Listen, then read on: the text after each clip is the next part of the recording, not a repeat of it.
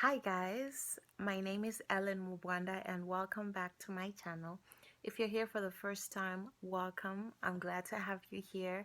And if you're coming back for the second, third, fourth, fifth time, thank you for coming back. You're always appreciated. And if you haven't subscribed, please do subscribe so that you get a notification whenever I have something new for you.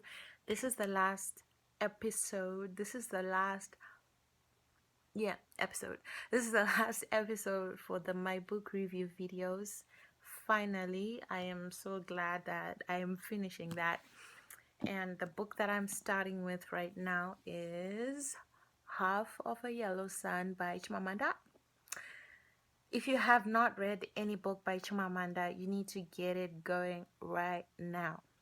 There's not been a book that I have read from this amazing woman that has just not been completely phenomenal. So if you haven't come across her work, she even has poetry. She does a lot of stuff. She even has some very interesting interviews. All of the interviews that I've seen on her have been extremely interesting. She is a well-known feminist. She is a wonderful mother and just best on everything that she does. She's an amazing woman. So if you're just new to her work and you'd like to know more about her, I'd suggest you probably look her up on YouTube, just so that you can see her, you can see the stuff that she talks about. She is just incredible. All right, I also figured that I'm probably gonna do another video that has like in-depth reviews on the books that I have come across or the books that I have read, so that you know it's an encouragement for someone to read a particular book, or to air out how they really felt about a particular book. So the books that I mostly like to read are the ones that, I'm all for the things that are non-conventional. I love the things that we are sort of like kept away from. So most of the books that I read books that are banned, because I'm always super curious, like, why do they get banned? Like, what is it about the content within that book that somebody or a whole government felt was not okay for the public to consume? So those are the books that I mostly read. So if you'd like this, I would love to do a review on some of these wonderful books. Yes, they're very wonderful. I'm probably like more than 10, so I know what I'm talking about. The second book is Dan Brown, Deception Point. I have not read this particular book. Oh, by the way, I got this book from a wonderful friend. His name is Nigel. We have worked together at some point, and we are both in the WordPress community, so I see him every year because he's one of the WordCamp organizers. So he brought this book to me when I was at work, and I felt that that was extremely kind, because I love people that know that I love to read. I think those are very precious people. So thank you, Nigel. Special shout out.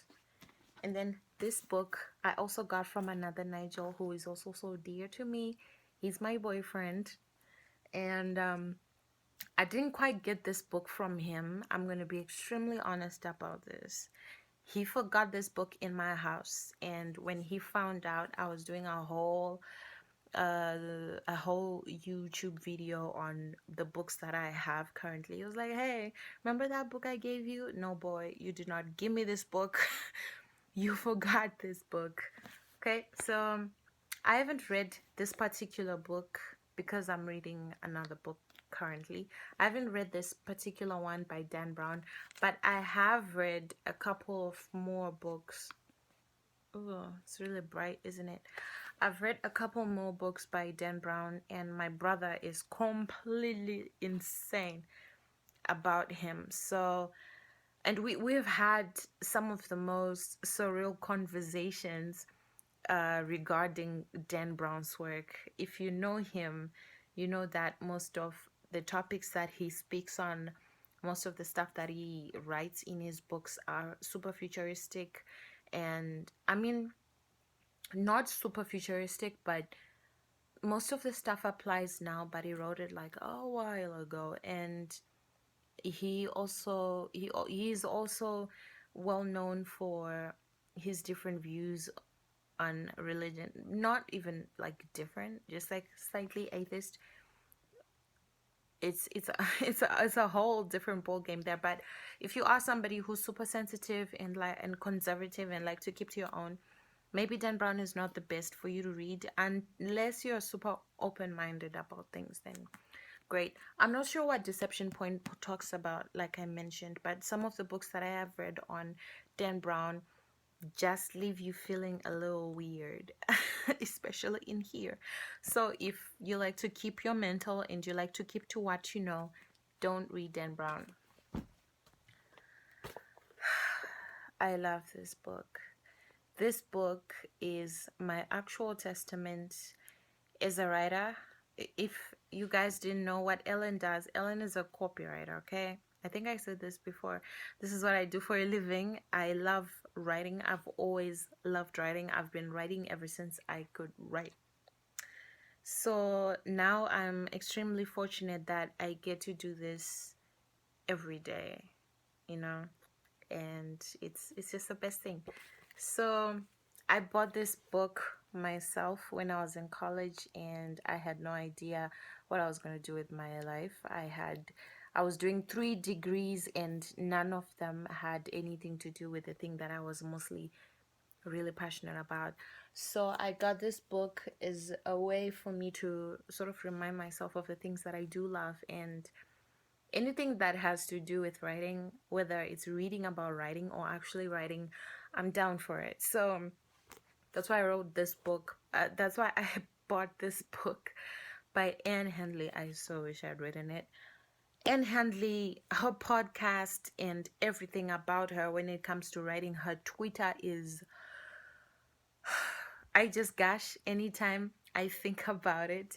This book has helped me to become a better writer in so many ways, guys. And if you are a writer or you're trying to be a writer, this is a perfect way for you to start. This is a perfect place for you to start, actually. And just keep in mind that everybody does write, and you shouldn't think that writing is like a talent or something. Writing is a skill, and most people don't realize this, but writing is really a skill. It's what I'm mostly going to be talking about in most of my videos. Just never ever think that, oh, Ellen is only saying this because she's been writing her whole life, so she has it like well settled. No, I don't. Most of the things that I'm doing now for actual clients is stuff that I had to read in books. It's not the stuff that I just learned how to do. It's not the stuff that I grew up doing. It's just so much that a teacher can tell you, but most of the work, most of the dirty work, you have to do it yourself. And whether it's through reading, going through different podcasts, listening to podcasts, YouTube videos, books, PDFs, whatever, you name it, that is how you learn how to write. It's a total skill that you learn how to do, just like how some people learn how to sing. Don't always have to be born with a talent. So everybody writes in Handley, you've got to get it. Okay, so these are all the books that I have for now. I spoke about Robin Chance, yeah. I spoke about all of my books because I don't have any on me right now. Okay, so I also wanted to talk about something this is for the next video. It's just a heads up on what to expect. This time I'm gonna go a little more grungy. So I'm gonna be talking about a more feminine topic, but I always like to let my listeners and my readers know that whenever I am going to speak on a topic that is somehow more relevant for the ladies, I encourage the guys to listen to that too, because you live in a world full of women, and you never know at any certain point you are going to need to impart this particular knowledge or practice this particular knowledge for your sister, for your wife, for your auntie, for your baby daughter, for whoever. You live in a world full of women, and you're never gonna avoid women. You're gonna have a woman at some point in your life, and it's actually a big thing when a guy knows some of these things. This is an actual tip. It's kind of cute. It's kind of like, wow, if a guy knows how to take care of a girl. I think currently we're hearing a lot about I think there was a guy that trended. He bought chocolate, and what did he do? I think he gave his girl a massage of some sort and bought her pads when they woke up one day and she had stained the sheets, like she'd gone on her period. And he bought chocolates and all of that stuff, and he trended. And you know who makes these people trend? The ladies. So whenever I make videos that are somehow more for the women or more for the men, because I do that sometimes, still watch it, because you'll get a nugget here, a nugget there. Wisdom nugget, no chicken.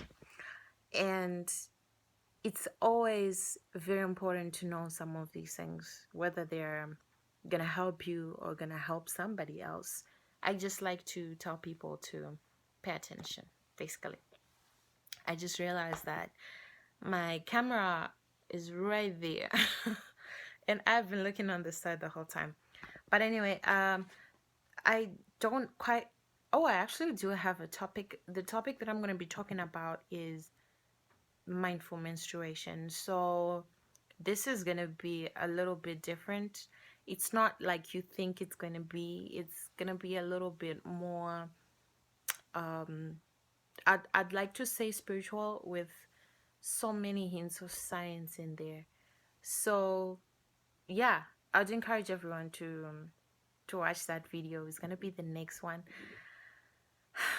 And this week, I'm not gonna say dates because I can get busy, but definitely this week I'm gonna have that video up, and I'm so excited to be putting that out there. I know that for most of the stuff that I'm gonna speak about, it's gonna be a little bit like, wow, what? But that's all part of the process. It's why I created this channel, to talk about some of these things. So thank you so much for watching this video, and if you haven't subscribed, please subscribe so that you get that next video. And I'm really glad to have you here. See you in the next video. Bye bye.